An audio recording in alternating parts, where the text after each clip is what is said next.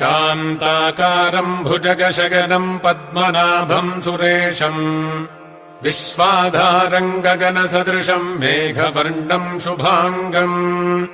लक्ष्मीकान्तम् कमलनगनम् योगिहृद्ध्यानगम्यम्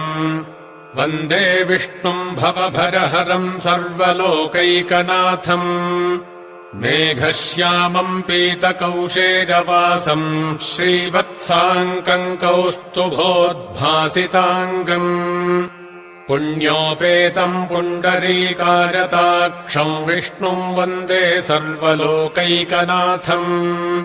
नमः समस्तभूतानामादिभूताय भूभृते